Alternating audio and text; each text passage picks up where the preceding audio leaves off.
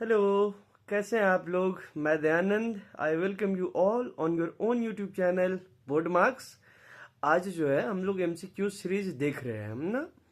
उसमें जो है MCQs, short answer, long answer, ये सब को तो कवर कर ही रहे हैं, लेकिन इसके साथ जो है एक्सक्लूसिवली जो कुछ एक चैप्टर्स इंपॉर्टेंट है बोर्ड पॉइंट ऑफ व्यू से, थीम 1 से 2 चैप्टर्स, थीम 2 से 2 चैप्टर्स, थीम 3 से 2 चैप्टर्स, जिससे लॉन्ग आंसर आने का बहुत ज़्यादा प्रोबेबिलिटी है। तो उससे रिलेटेड जो है हम लोग कुछ लॉन्ग आंसर डिस्कस करेंगे। और ये डिस्कशन जो है हम टॉपिक वाइज करेंगे कि इस टॉपिक से जो है ये लॉन्ग आंसर आ सकता है। अब उससे अगर शॉर्ट आंसर आता है तो भी आप उससे लिख सकते हैं। तो इस तरह का क्वेश्चन जो है हम रेगुलर प्रैक्टिस करने वाले हैं। लॉन्ग आंसर फिर आने वाले समय में जो है इस ये एक्सक्लूसिवली जो है शॉर्ट आंसर क्वेश्चन के साथ जो है हम लोग डिस्कस करेंगे। तो आपको टेंशन नहीं लेना है, आप बोर्ड मार्क्स से जुड़े रहे। चैनल को लाइक शेयर सब्सक्राइब करना ना भूले। अब हम लोग शुरू करते हैं थीम 3 से, themes in Indian history part 1 का। जो थीम 3 है किनशिप कास्ट एंड क्लास, तो इससे देखते हैं 4-5 जो लॉन्ग आंसर है इसमें हम लोग पहला शुरू करते हैं। Thank you. स्टार्ट करते हैं चैप्टर 3 से। और चैप्टर 3 हमारा क्या है? Kinship caste and class.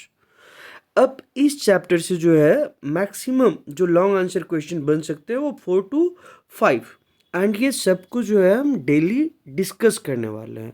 हम उन्हीं चैप्टर का लॉन्ग आंसर डिस्कस करेंगे जो इम्पॉर्टेंट है। और इसमें जो सबसे पहले लेते हैं हम जो आपका फर्स्ट बुक है themes in Indian history part 1, इससे चैप्टर 3 एंड चैप्टर 4 का लॉन्ग आंसर सबसे पहले हम लोग कंप्लीट करेंगे। तो chapter 3 kinship caste and class, इसमें जो उसका सेकेंड टॉपिक है kinship and marriage, many rules and varied practices. अब इससे जो आपका क्वेश्चन आया है वो क्वेश्चन ये है कि discuss the evidences that suggest Brahmanical prescriptions about kinship and marriage were not universally followed. कि यूनिवर्सली जो है जो ब्राह्मणिकल प्रिस्क्रिप्शन है रिगार्डिंग किनशिप एंड मैरिज, इसको फॉलो नहीं किया जाता था। फॉलो नहीं किया जाता था, इसके पीछे जो है बहुत सारे रीजन्स है।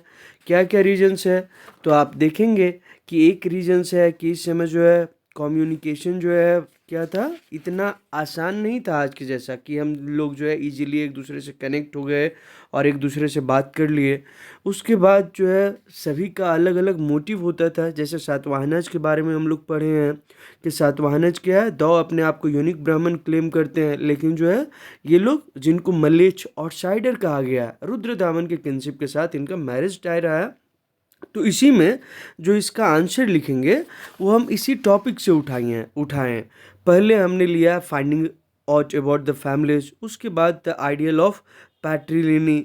आइडियल ऑफ पैट्रिलिनी के बाद आंसर जो लिखा है वो rules of marriage. Rules of marriage के बाद जो आंसर लिखा हुआ है वो कहाँ से? गोत्रा ऑफ वुमेन। गोत्रा के बारे में दो चीज़ जो है कॉमन है कि सेम गोत्र में जो है विवाह नहीं कर सकते। सेम गोत्र वाले क्या होते हैं? भाई बहन होते हैं। और दूसरा जो है कि जो वुमेन है मैरिज के, जो गर्ल है वो मैरिज के बाद जो है अपने फादर का गोत्र गिव अप कर देगी एंड अपने हस्बैंड का गोत्र एडॉप्ट करेगी।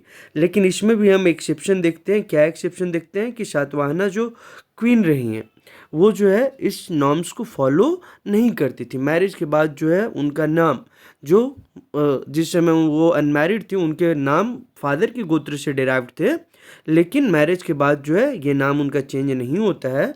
और हम लोग ये भी देखे हैं कि सातवाहना रूलर्स जो है वो क्या करते थे? पॉलीगैमी, तो पॉलीगैनस थे। और इसकी वजह से जो बहुत सारी इनकी जो कई वाइफ थी जो सेम गोत्र से बिलोंग करते थे, जो प्रोहिबिटेड था। तो इस बेसिस पे हमने जो है इसका आंसर लिखा है। ये आपका 8 मार्क्स के लिए आ सकता है, तो इसको पढ़े। एंड अब हम लोग देखते हैं दूसरा क्वेश्चन। सेकेंड क्वेश्चन जो है ये आपका एनसीईआरटी से लिया हुआ है। एनसीईआरटी में एक क्वेश्चन दिया हुआ है कि this is what a famous historian of Indian literature Maurice Winternitz wrote about Mahabharata, just because the Mahabharata represents more of an entire literature and contains so much and so many kinds of things. It gives us an insight into the most profound depth of the soul of the Indian folk discuss. अब ये question इसलिए लिए कि इस साल जो एक question पूछा है उसमें अगर आप देखेंगे तो वो थोड़ा इसी तरह से जो है टेढ़ा करके पूछा था, जो लॉन्ग आंसर में पूछा था countryside colonialism and countryside से, तो उसमें पूछ दिया था कि imagine you are leading a historical research team. तो इसीलिए मैंने इस तरह का क्वेश्चन दिया कि जो थोड़ा ब्रेन स्टॉर्मिंग हो। तो इसमें जो पॉइंट्स लिखे हैं कि महाभारत के कैरेक्टरिस्टिक्स को हमने लिखा है कि महाभारत जब शुरू होता है तो वो किससे शुरू होता है, तो दो भाइयों की लड़ाई, दो जो है कजन्स है उनके बीच में वार होता है, कौरवाज एंड पांडवाज। जो कौरवाज है वो अधर्म को रिप्रेजेंट करते हैं, पांडवाज जो धर्म को रिप्रेजेंट करते हैं। अंत में जो है धर्म का जीत होता है, ठीक है।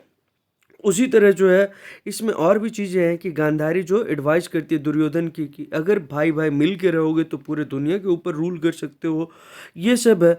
उसके बाद आप इसमें देखेंगे कि सिर्फ जो है ये एक पोइटिक नहीं है, या इसमें सिर्फ वर्सेस नहीं है कि हम कहते हैं ना महाभारत में जो कितना है 1 लाख वर्सेस है। तो ये जो 1 लाख वर्सेस है ये सिर्फ वर्सेस नहीं है, बल्कि उस समय का जो कंटेम्प्रेरी अगर आप देखेंगे तो उस समय का political, social, cultural, moral and spiritual points of view सब कुछ इसमें बताया हुआ है। इसमें और भी चीज़ें आप ऐड कर सकते हैं कि कैसे जो है कास्ट सिस्टम फॉलो किया जाता था, एकलव्य के साथ जो डिस्क्रिमिनेशन हो, या फिर जो है कास्ट सिस्टम को लेकर के जो भीम का मैरिज वाला जो है कि वो उस समय का सोसाइटी के बारे में बताता था। कुछ लोगों को राक्षस कंसिडर किया जाता था। उस समय के कल्चरल प्रैक्टिसेस, मोरल वैल्यूज, ठीक है, कि हमारे ये गुरु हैं तो इनके साथ वार कैसे करेंगे। तो देयर आर मेनी स्टोरीज जो महाभारत के political, social, cultural, moral and spiritual point of view को बताते हैं। तो इसी तरह के जो है और भी चीज़ों और भी क्वेश्चन आंसर के लिए कनेक्टेड रहे, किससे जुड़े रहे, तो बोर्ड मार्क्स के साथ। थैंक यू, फिर मिलेंगे अगले दिन नए क्वेश्चंस के साथ। Thank you.